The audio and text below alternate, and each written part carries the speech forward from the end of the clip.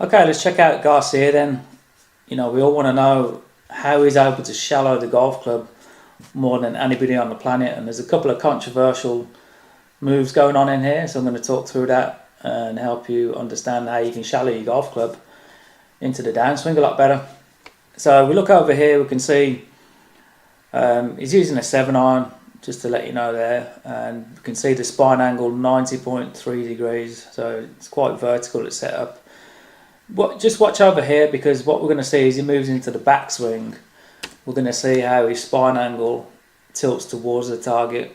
So we're going to see that it's actually going to move in this direction, which is quite the opposite of what's been talked about over the years. And it's, in my opinion, it's what's preventing you from shallowing that club out on the downswing. So you watch as he takes the club into the backswing. Just watch that figure on the right hand side there in comparison to the one on the left. You're going to see that number starting to go down. And you can clearly see how the spine angle is actually tipping towards the target. He's gone almost like a full 10 degrees in the opposite direction. I mean, that's pretty amazing stuff to see, because I know from obviously being in this game for a long time, I know there was a point probably in the late 90s, early 2000s, where somebody sort of thought it was going to be a good idea if you actually have your spine tilted back or away from the target a little bit and then turn into your right side. But when you look at Garcia, and he's the best at shallowing this golf club out, so it's a great model to go with, you're seeing the opposite of what we've been told to do for all these years. I mean, that's why I've got this gear system, because I can show you exactly what's going on and really help you out, give you a better understanding of the swing, and just try and clear up some of the poor information that's out there. So clearly we've got that spine tilting towards the target as he goes into his backswing, and a lot of us would call that a reverse pivot. That's a good way to describe what's going on here. What I'm going to do as well, in the description, I'm going to put a couple of links in there of 2 blogs I did a few years back now, talking about this, where I was talking about how I felt that the body weight went towards the target at the top of the swing, which is what's going on here. We can see his body weight, his upper body here, he's really tipping towards the target there on the backswing, and it helps create a slingshot action on the follow through, because when we look at him coming through, so if you look at that figure there, getting to the top of his swing, as we look as he transitions and come down, his spine actually backs up the other way.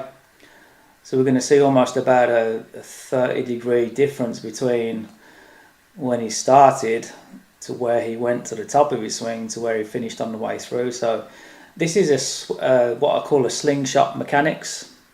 And you can see I've done a video on a slingshot and how your spine backing up is going to create that slinging action of the hands, arms and club as you go through, which is going to give you more club head speed.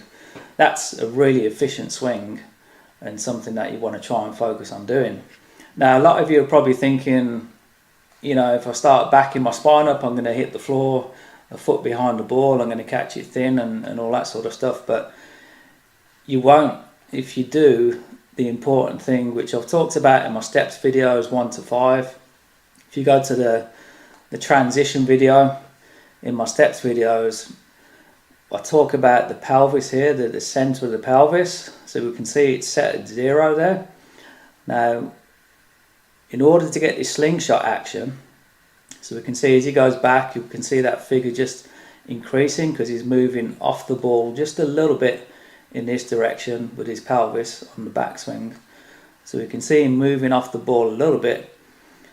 And then before he transitions, we can see it's shifting back. So before he starts pulling the club down, he's actually now just that little bit in front of the ball, very slightly.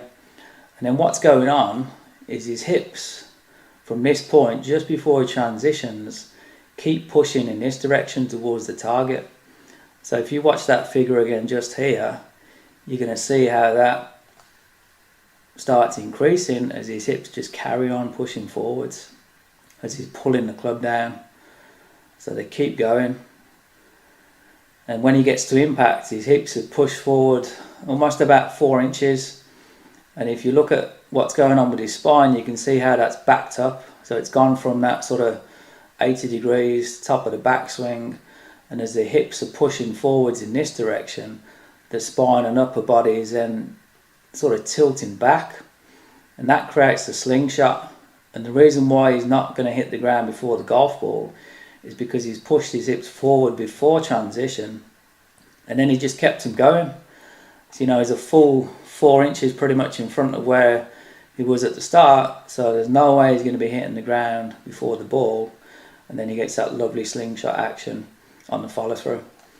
Now what this does as well, this backing up of the spine, it's also, let's just get it in front of the right position, it's also going to help that club shallow out a lot more. So let's just get him back to the top again, let's just show you. And you'll see it in baseball. So, you know, baseball player, what you tend to see, you know, if you look at that shaft there as he comes down, we can see that the shaft goes from a more vertical position to horizontal.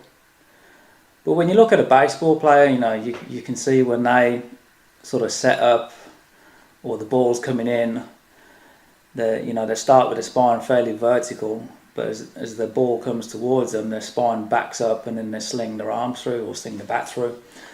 So that backing up of the spine, coming in this direction on the downswing, it does actually shallow the club out quite a bit on the way through as well.